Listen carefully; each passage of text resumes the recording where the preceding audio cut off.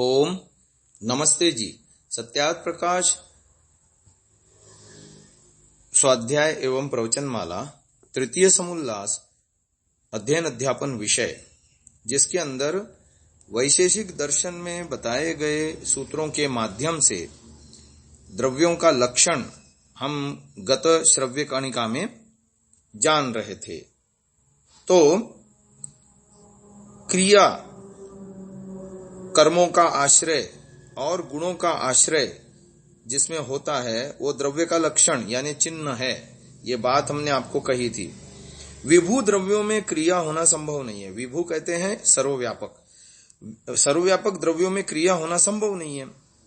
अतः सूत्रकार ने दूसरा अधिक व्यापक चिन्ह बताया, गुणवत। गुण का अधिकरण, गुणों का आश्रय। प्रत्येक गुण द्रव्य में आश्रित होकर आत्मलाभ करता है। द्रव्य के बिना गुण का रहना संभव ही नहीं। प्रत्येक गुण किसी न किसी द्रव्य में रहता है। जहां कहीं कोई गुण देखा जाए, समझ लेना चाहिए कि इस गुण का जो आश्रय यानी बेस है वो पदार्थ द्रव्य है। पदार्थ धर्म संग्रह नामक ग्रंथ के द्रव्य परिच्छेद में आचार्य प्रशस्तपाद मुनि ने किस किस द्रव्य में कौन कौन से गुण होते हैं इसका विस्तार से वर्णन किया है। उसके अनुसार पृथ्वी में रूप, रस, गंध, स्पर्श, संख्या, परिमाण, पृथकत्व, संयोग, विभाग, परत्व, अपरत्व, गुरुत्व, संस्कारवती। फिर आपह यानी जल, रूप, रस, द्रवत्व, स्नेह, संख्या, परिमाण, पृथकत्व, संयोग, विभाग, परत्व, अपरत्व, गुरुत्व, संस्कारवत्यः। फिर तेज में रूप, स्पर्श, संख्या, परिमाण, पृथकत्व, संयोग, विभाग, परत्व, अपरत्व, द्रवत्व, संस्कारवत। फिर वायु में स्पर्श, संख्या, परिमाण, पृथकत्व, संयोग, विभाग, परत्व, अपरत्व, संस्कारवान। फिर तत्र आकाशस्य गुणाः, शब्द, संख्या, परिमाण, पृथकत्व, संयोग, विभागाः। काल तस्य गुणाः, संख्या, परिमाण, पृथकत्व, संयोग, विभागाः। दिक् तस्यास्तु गुणाः, संख्या, परिमाण, पृथकत्व, संयोग, विभागाः। आत्मा तस्य गुणाः, बुद्धि, सुख, दुःख, इच्छा, द्वेष, प्रयत्न, धर्माधर्म, संख्या, संस्कार, परिमाण, पृथकत्व, संयोग, विभागाः।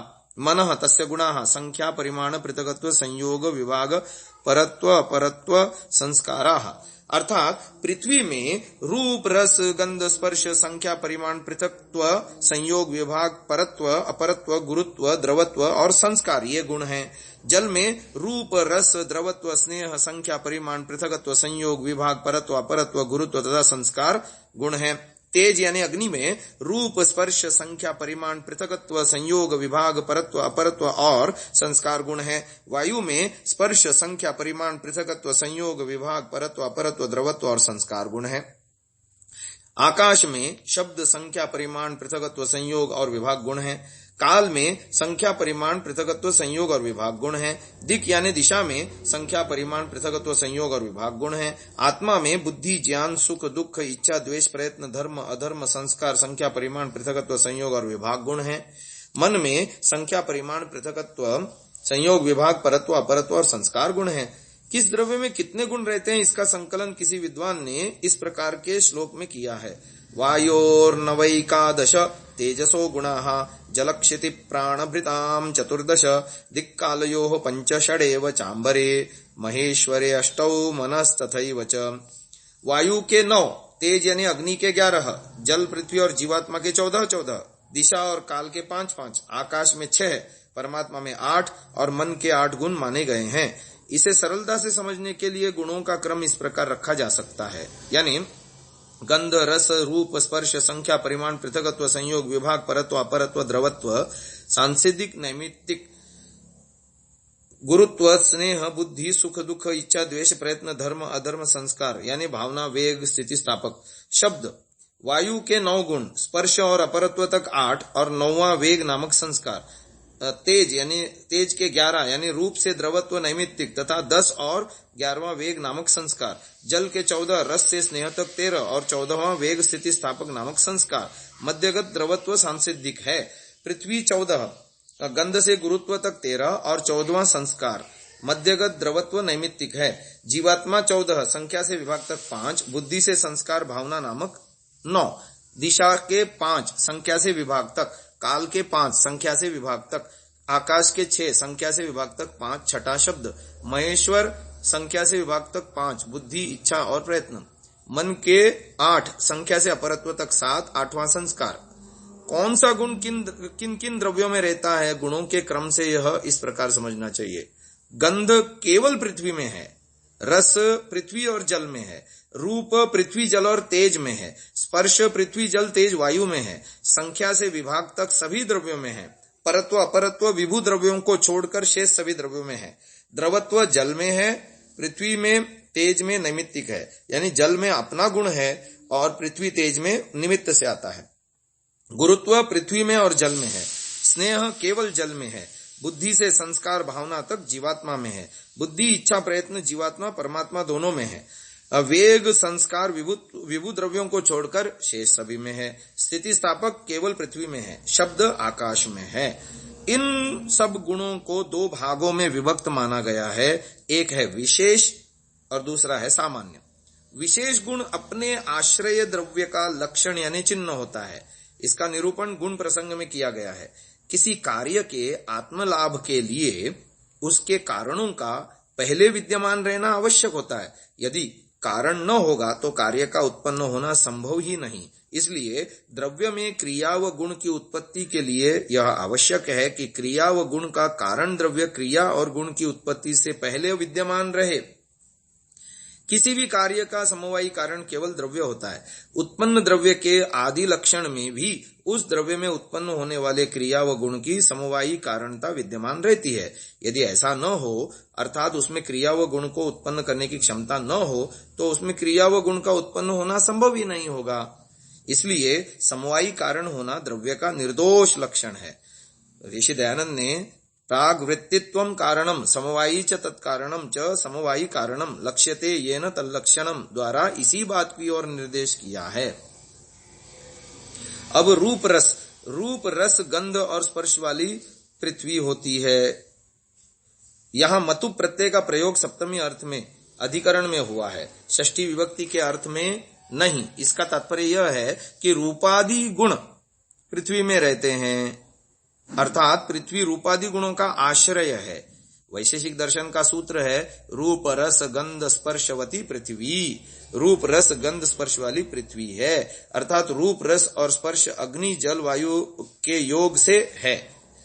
प्रस्तुत सूत्र में पृथ्वी के 4 गुणों का उल्लेख हुआ है। ये उसके विशेष गुण हैं। संख्या परिमाण पृथकत्व संयोग विभाग आदि गुण सामान्य गुण हैं, ऐसा समझना चाहिए, क्योंकि वे अधिकतर द्रव्यों में पाए जाते हैं। विशेष गुण वे कहे जाते हैं जिनके द्वारा उनके आधार पर द्रव्य का लक्षण किया जा सके। रूप रस गंध तथा स्पर्श पृथ्वी के विशेष गुण हैं।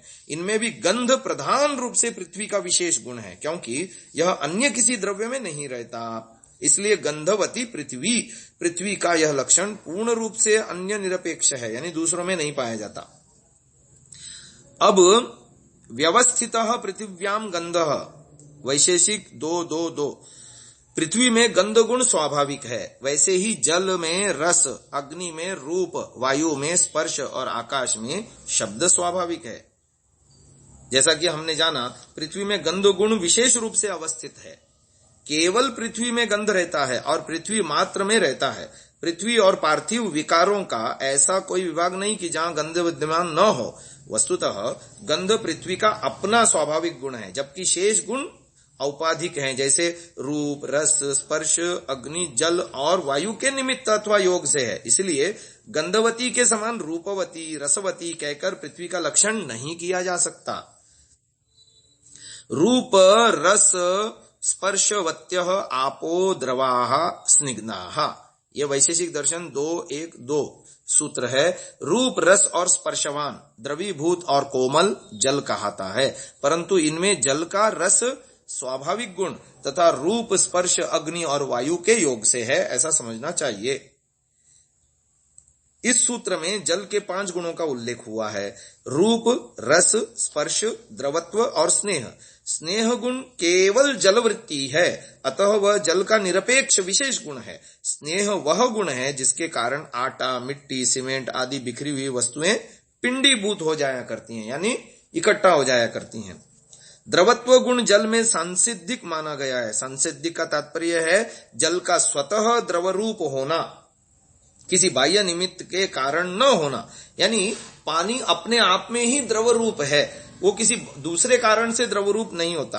पृथ्वी तेज में द्रवत्व नैमित्तिक है, यानी पार्थिव पदार्थों को गीला करते हैं हम, तो उसका गीलापन जल के कारण से है, पृथ्वी के अपने स्वरूप से नहीं, ऐसा समझना चाहिए। सांसिधिक द्रवत्व जल के अतिरिक्त अन्य किसी द्रव में न रहने के कारण इसके द्वारा जल का लक्षण पूर्ण होता है, यानी जल की यह विशेषता है कि उसमें द्रवत्व अथवा स्नेह नामक गुण अपना खुद का है।